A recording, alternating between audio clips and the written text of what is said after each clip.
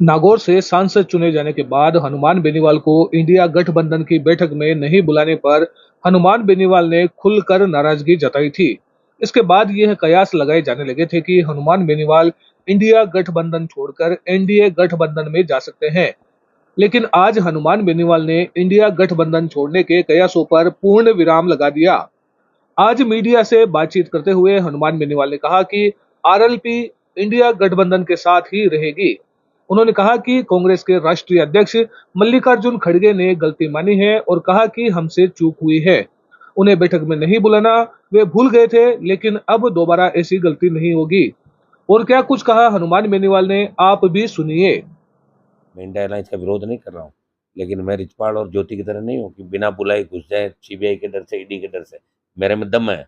BJP वाले तैयार बैठे हैं, उनकी तरफ थोड़ी जाऊंगा। बीजेपी की तरफ कैसे जाऊंगा? मैंने वोट ही उनके खिलाफ मांगा है। मैं नहीं जा सकता इस तरह। इन लोगों की तरफ मौका पर थोड़ी हो। ईडी और सीबीआई की रेड हो जाए, सारे सारे पैरों में पड़ जाए जाके। मेरे अंदर लड़ने की मादा है, ताकत है। सत्ता को हमेशा मैंने ठोकर मारी है और मैंने संदेश दिया देश के अंदर एक व्यक्ति ऐसा भी है जो सत्ता से लड़ सकता है, सत्ता के खिलाफ मंत्री पदों को ठोकर मार के, जिसके अंदर दम है। एक किसान का बेटा गांव की स्कूल से पढ़ के दिल्ली तक का सफर जो तय किया, उसके अंदर 25 साल का मेरा संघर्ष, त्याग, समर्पण है। परिवार खो दिया, कोई दाग नहीं लगा इस काजल की कोठरी के अंदर रहते हुए। ऐसे नहीं। और ये जो लोग कह रहे हैं, इन्होंने जिस तरह गाली गलौज नागौर के अंदर किए थे, जिस तरह पूरे जिले को गालियां दी, चुनाव हारने के बाद कायदा यह था कि एक दिन रुकते, भागी चुनाव हारने के बाद, और आंसू आ गए, रो पड़ी। रोता कोई आदमी बताओ? चला, हम तो किन परिस्थितियों में कभी ऐसे नहीं रोए। हाँ, अगर कोई दुर्घटना घटना हो जाए, कोई शहीद हो जाए, वहाँ जरूर आंख में आंसू आ जाता है। जब कि इंडिया अलायंस के अंदर जिस तरह ये लोग अ, चूक की, इन्होंने कल सॉरी फील किया कल शाम को कि हमसे भूल हो गई। एहसास दिलाना जरूरी था। एहसास दिलाना जरूरी होता है लोकतंत्र के अंदर। अब आपके मन में कोई मलाल तो नहीं है इंडिया मेरे गठबंधन को मन लेकर? में बिल्कुल मलाल नहीं है। इंडिया गठबंधन की जो भी अगली बैठक होगी, अगर मुझे उसमें आमंत्रित करेंगे तो मैं जरूर जाऊंगा, और आमंत्रित नहीं करेंगे तो नहीं जाऊंगा। लेकिन बीजेपी और एनडीए के खिलाफ मैं लड़ूंगा वहां जाके अंदर, ये तय है। लोकसभा 23 में तमाम जगह राष्ट्रीय लोकतांत्रिक पार्टी ने बड़ा वोट लिया।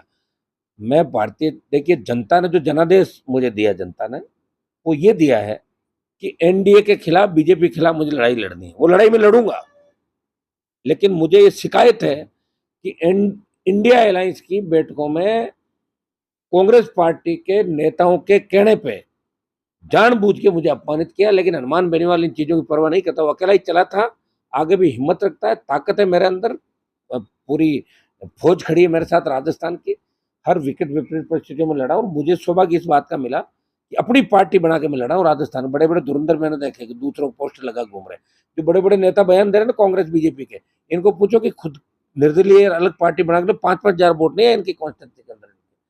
मैं इंडिया अलायंस के साथ हूँ, और आजकल के अंदर मैं दिल्ली जाऊंगा जब भी अब आवश्यकता पड़ेगी।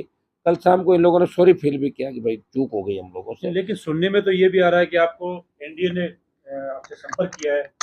जो भाजपा के प्रदेश अध्यक्ष है सीपी जोशी ने बयान दिया है कि हनुमान बेनीवाल हमारे संपर्क में है।